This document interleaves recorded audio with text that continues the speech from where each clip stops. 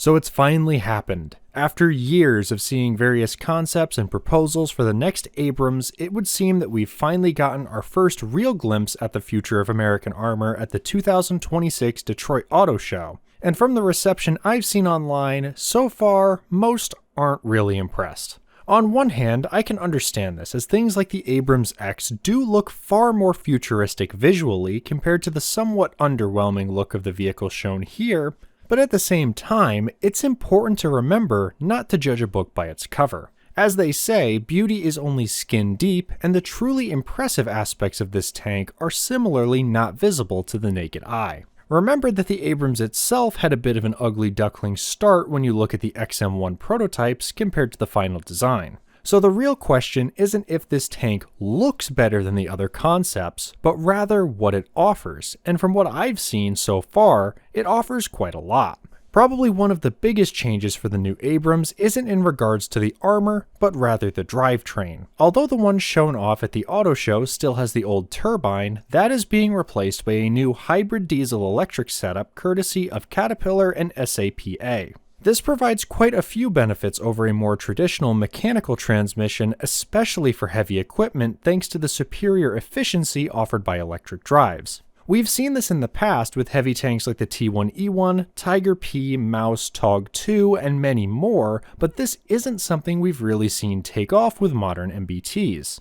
The engine this is paired with appears to be the Caterpillar C13D inline-6 diesel, which according to the information provided by Caterpillar produces 1,000 horsepower at 2,300 RPM. This matches the figures given for the SAPA Advanced Combat Transmission 1075, which can run off a max engine power of 1,500 horsepower. This combination will help significantly at lower speeds, with the electric drives providing far greater torque, which is especially important on things like tanks. Moving on from there, the hull has clearly undergone some changes, with it looking like it's been hitting chest day at the gym. It isn't super clear what exactly has been done for the armor of the tank, but it has been confirmed that not only is the tank moving to a 3-man crew, but that crew will now be situated in the hull. Information provided by Nicholas Moran, also known as the Chieftain, noted that the tank will reportedly be capable of being operated entirely by a single crew member if necessary, something you may recall as being a feature of the Swedish STRV 103. It also appears the suspension will no longer be torsion bar, which is backed up by how low the tank is sitting in the photos. Last but certainly not least, we get to the turret, which is where a lot of the criticism I've seen is focused. This is clearly an older model Abrams turret, seemingly the A1 turret, although it has been fitted with several new things, including an autoloader. Much like the rest of the vehicle though, this is far from what the final tank will look like, with the turret being just a placeholder for testing purposes. With that in mind, I don't see any real reason to go in depth on that aspect of the vehicle, since it will no doubt change significantly. Overall, my impression of the vehicle is good. Obviously, I'm not a tank designer or engineer, but in terms of a major upgrade to the Abrams platform, everything we see here seems to fit that.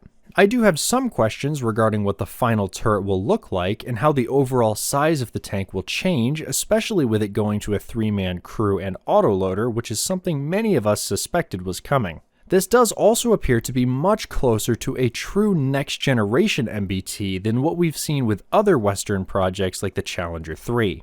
As I haven't seen the tank myself or spoken to anyone involved in the project, I highly recommend you check out Chieftain's video when he makes one, as much of the information I have came from his posts, and I'm sure he has a lot more to say on the topic than I can. I'll add a link to that video in the description and pinned comment when it does release.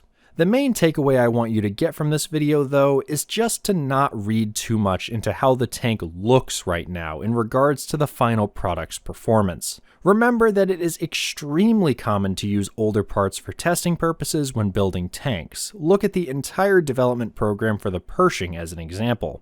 It's far easier and cheaper to modify an existing turret or hull to test something than it is to build a brand new one, only to end up needing an entirely new one built for the production model anyways. What do you think about it though? Let me know in the comments, and if you liked this video, be sure to show it by dropping a like, and if enough of you do, I might try to do more like this in the future regarding current events related to tanks. That's all I have for you today, so be sure to grab yourself a Kobe set from ConeOfArc.store or check out some of my other videos on American armor. See you there or in my next video.